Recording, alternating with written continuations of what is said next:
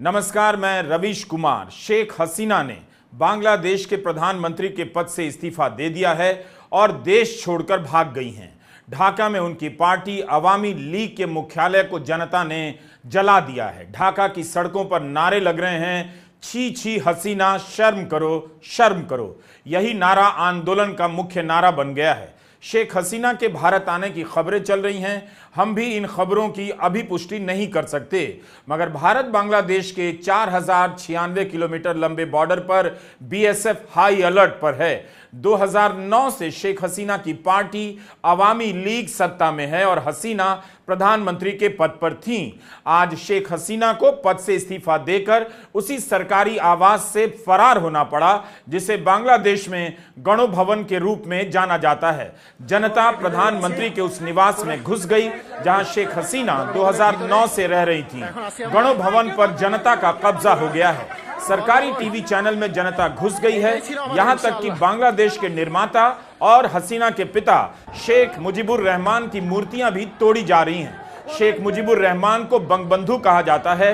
आज बांग्लादेश अपने ही राष्ट्रपिता की मूर्तियों पर चप्पलें फेंक रहा है।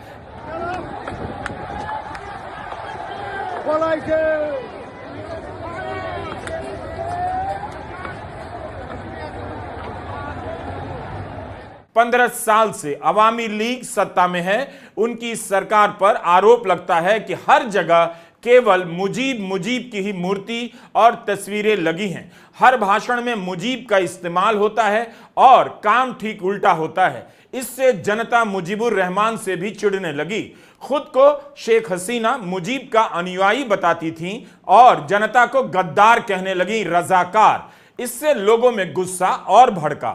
बांग्लादेश का यह प्रदर्शन जेन जी का प्रदर्शन बताया जा रहा है, यानी वो पीढ़ी जो मिलेनियम से भी आगे की पीढ़ी है। बांग्लादेश को जानने वाले बता रहे हैं कि जेन जी ने इस आंदोलन का नेतृत्व किया। पुलिस की गोली से अपने दोस्तों की मौत ने उन्हें बागी बना दिया। इस तरह से मुजीब, जो स्वतंत्रता के नायक थे, वे सत्ता की क्रूरता के प्रतीक के रूप में देखे जाने लगे। शेख हसीना की नीतियों के कारण लोगों को लगा कि शेख हसीना नाम तो मुजीबुर रहमान का लेती हैं, मगर उनकी सरकार फासीवादी है, धूर दक्षिणपंथी हो चुकी है। लिहाजा शेख हसीना के प्रति उनका गुस्सा मुजीब के प्रति भी चढ़ने लगा। विदेशों में रहने वाले बांग्लादेश के नागरिक जश्न मना रहे हैं।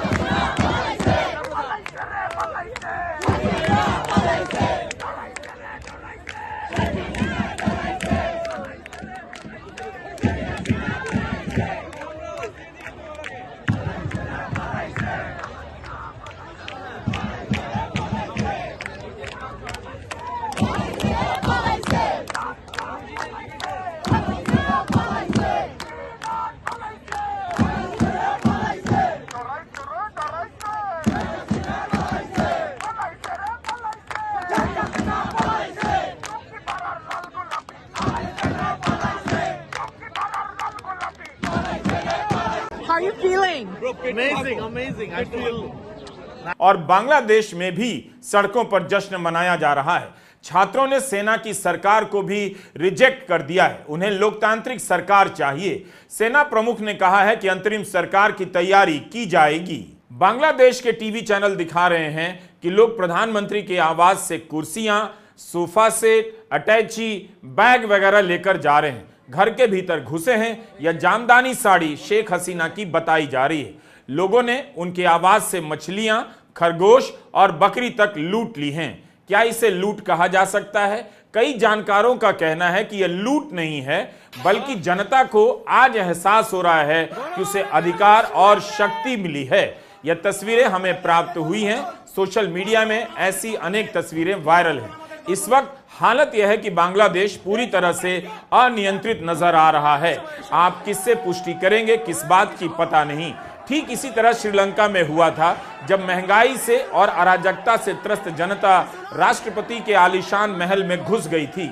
यकीन नहीं होता कि आरक्षण और नौकरी के मुद्दे को लेकर एक देश इतना उबल जाएगा और इतनी दूर तक निकल जाएगा, जिसकी आर्थिक तरक्की के आंकड़े चारों तरफ प्रदर्शित किए जा रहे थे। इस विद्रोह को किस रूप में देखा जाए, उन आंकड़ों को कैसे समझा जाए जो बांग्लादेश की तरक्की को शानदार बताया करते थे।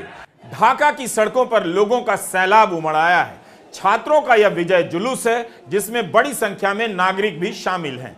जश्न मनाया जा रहा है, नारे लग रहे हैं, गलियों के भीतर भी लोगों का जुलूस निकल रहा है। कईयों के हाथों में बांग्लादेश का झंडा है। रविवार को असहयोग आंदोलन का ऐलान किया गया था, लेकिन सत्ताधारी आवामी लीग और प्रदर्शनकारी कई जगहों पर भिड़ गए। 90 से अधिक लोग मारे गए, जिनमें 14 पुलिस वाले हैं। प्रदर्शनकारियों की भीड़ सिराजगंज के थाने में घुस गई और 13 पुलिस वालों को मार दिया। शेख हसीना की पार्टी आवामी लीग के 19 नेता मारे गए हैं। रंगपुर और सिराजगंज में अल्पसंख्यक समुदाय पर भी हमला हुआ। पुलिस की गोली से मरने वालों की संख्या 1000 तक बताई जाती है। छात्रों का कहना है कि कई 100 की संख्या में छात्रों को मारा गया है। 1 महीने से बांग्लादेश में आरक्षण को लेकर गुस्सा बढ़ता जा रहा था। हालात यहां तक पहुंच गया कि शेख हसीना को वो कुर्सी छोड़ देनी पड़ी जिस पर वो 2009 से बैठी थी। तख्ता पलट का जुनून पैदा हो ही जाता है वहां ज्यादा, जहां पर कई दशक से एक ही नेता सत्ता के केंद्र में होता है और वह सारी शक्तियां अपने आसपास समेट लेता है, रखता है और जनता को अधिकार विहीन बना देता है। प्रधानमंत्री या राष्ट्रपति के पद पर वह कई वर्षों से बैठकर अपने आप को जनता से ऊपर समझने लग जाता है। बांग्लादेश में अवामी लीग लगातार चुनावों में जीतती आ रही थी। प्रशासन से लेकर पड़ोसी देशों से उसके संबंध बेहतर थे। फिर अचानक क्या हुआ कि जनता सड़कों पर आई और शेख हसीना के खिलाफ जन विद्रोह उमड़ पड़ा। बांग्लादेश की सड़कों पर इस तरह का जो माहौल देखा जा रहा है वह पहले कभी नहीं देखा गया। हालांकि यहां राजनीतिक आंदोलन समय समय पर होते रहे हैं, फिर भी शेख हसीना ने अपना नियंत्रण कभी नहीं खोया। इस बार ऐसा क्या हुआ? इसलिए शेख हसीना का इस्तीफा देना, देश छोड़कर भागना सामान्य घटना नहीं है। लेकिन जिस तरह से बांग्लादेश में आरक्षण विरोधी आंदोलन आकार ले रहा था, उससे लगने लगा था कि अब सरकार के लिए खुद को बचाना संभव नहीं, खासकर तब जब छात्रों पर गोलियां चल गईं। यह भी एक सबक है इस आंदोलन का कि फेसबुक, व्हाट्सएप, यूट्यूब और इंटरनेट बंद करने से जनता को आप नहीं रोक सकते, उसकी आवाज, उसकी बेचैनियों को आप नहीं रोक सकते। जनता को जिस दिन आना होता है वह आ जाती है, इंटरनेट के बंद होने के बाद भी। सारी पुलिस और सारी सेना की तैनाती धरी रह जाती है। शेख हसीना को इस्तीफा देना पड़ा। ढाका के सारे रास्ते बंद कर दिए गए थे, तब भी जनता भीतर तक आ गई। पूरे बांग्लादेश में 3 दिनों के लिए राष्ट्रव्यापी कर्फ्यू लगा था, तब भी जनता ढाका में घुस गई। प्रधानमंत्री का सरकारी निवास गणो भवन कहा जाता है। इस निवास तक लोग पहुंच ना पाए, 3-3 किलोमीटर तक के रास्तों को सुरक्षा इंतजामों से जाम कर दिया गया था। इसके बाद भी हालात बेकाबू होते चले गए। शेख हसीना को पद से इस्तीफा देकर गणो भवन छोड़ना पड़ा और जनता उनके सरकारी आवास में घुस गई। शुरुआत में यह आंदोलन शांत नजर आ रहा था।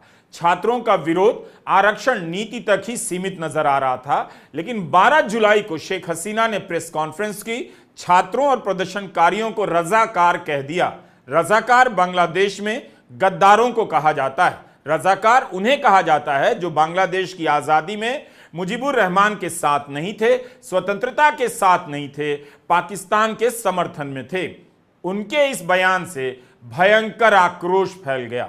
जवाब में सरकार की ओर से दमनकारी नीतियों का इस्तेमाल हुआ और हिंसात्मक कार्रवाई की गई प्रदर्शन को रोकने के लिए, जिसमें करीब 100 लोगों के मरने की खबरें हैं। छात्रों का कहना है मरने वालों की संख्या इससे भी ज्यादा है। अनाधिकारिक रूप से कहा जा रहा है कि 1000 से अधिक लोग सरकार की कार्रवाई में मारे गए हैं। प्रदर्शन के बढ़ने के बाद पूरे देश में इंटरनेट बंद कर दिया गया। यह भी अपने आप में एक दुर्लभ घटना थी। बीते रविवार को जब बांग्लादेश में प्रदर्शन हिंसक हुआ, तब भी शेख हसीना छात्रों को आतंकवादी, रजाकार यानी गद्दार कहती जा रही थी। आज वे प्रधानमंत्री नहीं हैं, उन्हें कुर्सी छोड़नी पड़ी क्योंकि छात्रों ने नारा दिया था हसीना को इस्तीफा देना पड़ेगा, नई सरकार को जगह लेनी पड़ेगी और गोलीबारी की घटनाओं की जांच करनी पड़ेगी। तो बांग्लादेश के 2-3 सबक हैं। आप केवल आर्थिक तरक्की के नाम पर, खूबसूरत आंकड़ों के नाम पर ज्यादा दिनों तक शासन नहीं कर सकते। विपक्ष, जन आंदोलन और सोशल मीडिया को कंट्रोल कर आप जनता की आवाज हमेशा के लिए खत्म नहीं कर सकते और छात्रों की आवाज सुनने के बजाय उन्हें आतंकवादी या बात बात में पाकिस्तान समर्थक, गद्दार या रजाकार कहकर आप कुछ भी हासिल नहीं कर सकते हैं। शेख मुजीबुर रहमान ही बांग्लादेश में कोटा सिस्टम लेकर आए। जिन लोगों ने बांग्लादेश की आजादी में हिस्सा लिया उन्हें और उनके परिवारों को सरकारी नौकरी में 30% तक आरक्षण दिया गया। इसके अलावा भी पिछड़े इलाकों और महिलाओं के लिए 26% वहां आरक्षण है। मगर धीरे धीरे स्वतंत्रता सेनानियों के परिवारों के लिए आरक्षण बढ़ाया जाने लगा और स्वतंत्रता सेनानी के बच्चों को भी दिया जाने लगा। नौकरियां सिमटती चली गईं और आरक्षण आक्रोश का कारण बनता गया। लोगों के मन में यह बात बैठ गई कि सरकारी नौकरियां उन्हीं को दी जाती है जो सरकार के समर्थक हैं, अवामी लीग के समर्थक हैं, शेख हसीना के समर्थक हैं। इसलिए वे आरक्षण हटाने की मांग करने लग गए। छात्रों ने एंटी डिस्क्रिमिनेशन स्टूडेंट मूवमेंट एक प्लेटफॉर्म बना लिया। धीरे धीरे समाज के दूसरे तबके और संगठन भी इसमें शामिल होते चले गए। बांग्लादेश के समाजशास्त्री डॉक्टर शरीफ अस-सब्र का कहना है कि हाईकोर्ट के निर्णय का इस स्तर का विरोध पहले कभी नहीं हुआ। विरोध में हाईकोर्ट के निर्णय की तुरंत समीक्षा की मांग की गई। सरकार ने ऐसा कुछ भी नहीं किया। जबकि 2018 में प्रधानमंत्री शेख हसीना ने छात्र विरोध प्रदर्शन के बाद ऐलान कर दिया था कि कोटा खत्म किया जाएगा। उस समय इस निर्णय का व्यापक रूप से स्वागत किया गया था। इसके बाद सरकार ने नौकरशाही में 9वीं से लेकर 13वीं ग्रेड तक के पदों के लिए आरक्षण खत्म करने का फैसला किया। शरीफ लिखते हैं कि हालांकि स्वतंत्रता सेनानियों की वास्तविक संख्या अभी भी एक प्रश्न चिन्ह है, कोई नहीं जानता कितने हैं। वर्तमान जनसंख्या के मुकाबले स्वतंत्रता सेनानियों का कुल प्रतिशत लगभग 0.1% ही होगा। उनके वंशजों को 30% आरक्षण देना किसी भी तरह से आनुपातिक और न्यायोचित नहीं है। शरीफ कहते हैं कि स्वतंत्रता सेनानियों के वंशजों को इतने असाधारण और लापरवाही की हद तक विशेषाधिकार दे दिए गए हैं, ऐसा उदाहरण दुनिया में कहीं नहीं है। हाईकोर्ट के जस्टिस कामरुल कादर और जस्टिस खिज्र हयात ने इस निर्णय को पलट दिया और सरकार के कोटा खत्म करने के फैसले को गैर कानूनी करार दे दिया।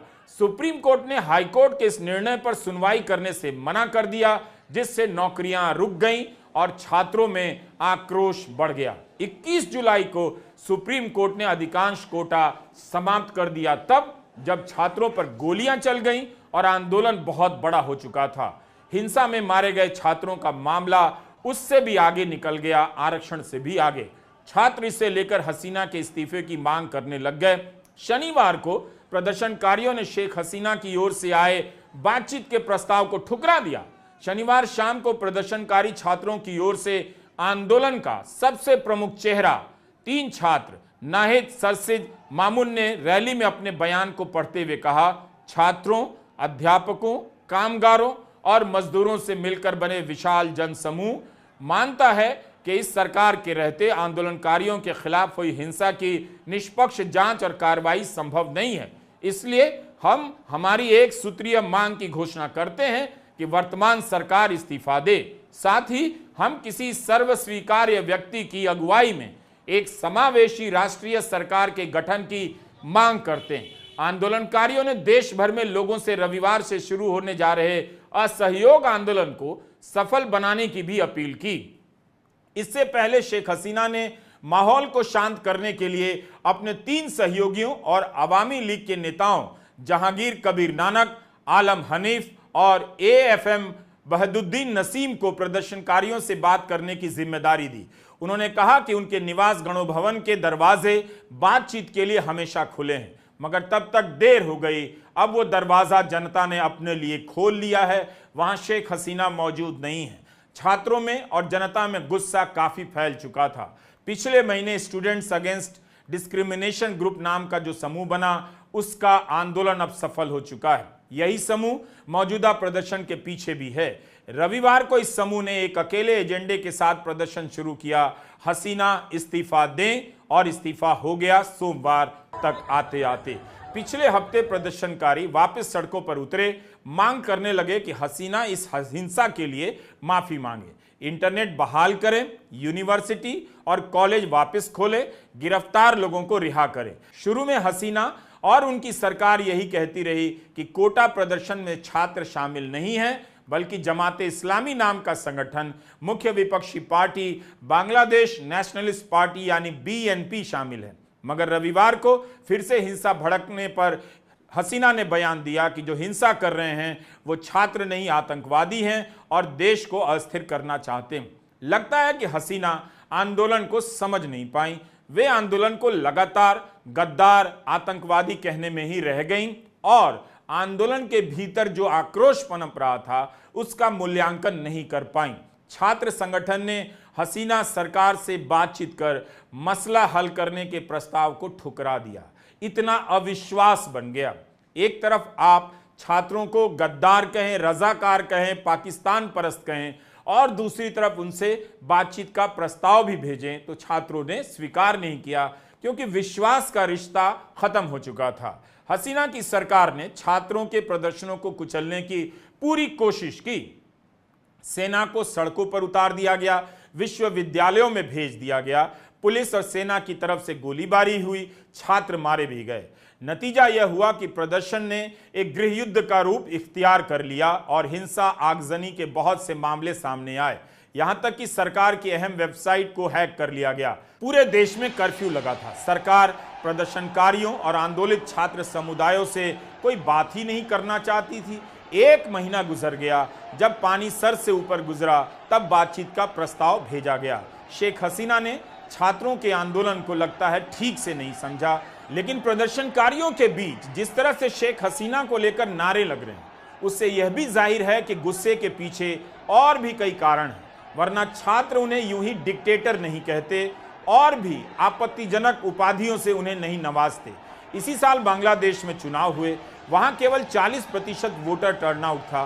प्रमुख विपक्षी दल बीएनपी ने इस चुनाव का बहिष्कार किया। खालिदा जिया हाउस अरेस्ट में हैं, उनका बेटा लंदन में देश निकाले की सजा भुगत रहा है। 2018 में 80% वोट पड़े थे। किसी भी नजरिए से हसीना को इस वक्त लोकप्रिय नहीं कहा जा सकता था, भले ही वे चुनाव जीत गई हों। चुनाव की प्रक्रिया पर लोगों के बीच संदेह पैदा हो गया, बढ़ता चला गया।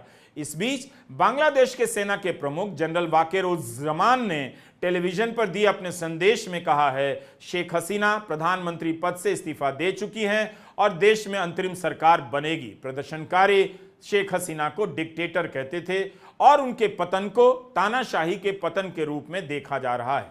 राष्ट्र को संबोधित करते हुए जनरल वाकेरुज्जमान ने कहा है कि तख्ता पलट पूरा हो चुका है। एक वीडियो वायरल हुआ है जिसमें शेख हसीना को सवार होकर कहीं भागते हुए बताया जा रहा है। किस देश में गई हैं अभी पुष्टि नहीं।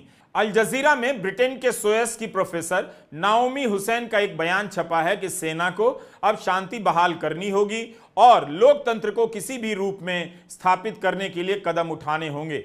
छात्रों ने सेना की सरकार को अस्वीकार कर दिया है। बांग्लादेश में सेना का शासन कोई नई बात नहीं। प्रोफेसर नाओमी हुसैन का कहना है 2006 से 8 के बीच सेना का समर्थन प्राप्त कर एक केयरटेकर सरकार बनी थी जिसने राजनीतिक सुधार की कोशिश की। उसी के बाद अवामी लीग सत्ता में आई, मगर 15 सालों से शेख हसीना की सरकार में जनता का दमन बढ़ता चला गया। 1981 में शेख हसीना ने अपनी राजनीतिक प्रतिद्वंदी बीएनपी प्रमुख और पूर्व प्रधानमंत्री खालिदा जिया के साथ हाथ मिलाकर एक लोकप्रिय विद्रोह का नेतृत्व किया था, जिसने 1990 में सैन्य शासक हुसैन मोहम्मद इरशाद को सत्ता से उखाड़ फेंका था। हसीना ने पहली बार 1996 में प्रधानमंत्री का पद संभाला, लेकिन 5 साल बाद खालिदा जिया से हार गईं। इसके बाद 2007 में सेना समर्थित सरकार द्वारा तख्ता पलट के बाद भ्रष्टाचार के आरोपों में दोनों को जेल में डाल दिया गया। उन्होंने 2008 में भारी जीत हासिल की, तब से सत्ता में बनी हुई हैं। किसी समय यही नेता लोकतंत्र की रक्षक के रूप में देखी जाती रहीं।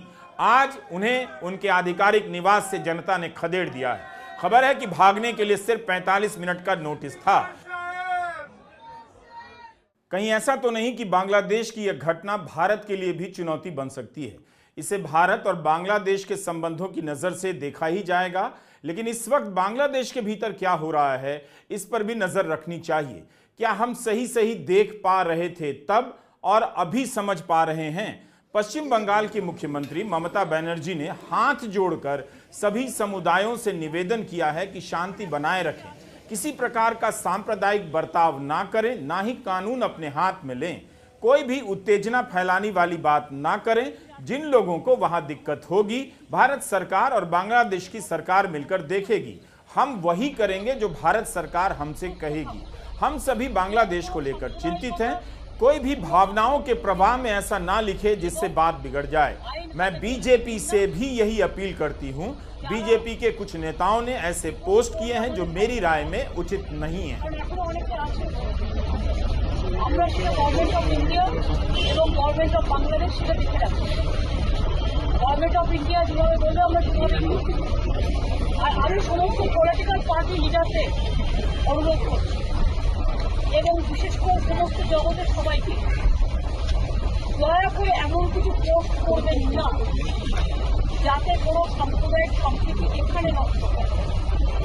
এবং সব দলের নেতারাই তাদের বলবো এটা দেশের ওপর ছেড়ে দিন, দেশে আমাদের সরকার আছে। बांग्लादेश में जो भी हालात हैं वो भारत के लिए भी चिंता के कारण हैं। बांग्लादेश और भारत के बीच के रिश्ते हमेशा अच्छे रहे हैं।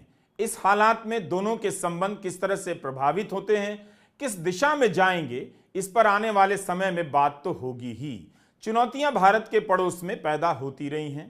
श्रीलंका में भी जन विद्रोह हो गया था, लेकिन हमें यह सोचना होगा कि क्या हम बांग्लादेश को ठीक से समझ पाते हैं या एक ही राजनीतिक नजरिए से चश्मे से देखते हैं।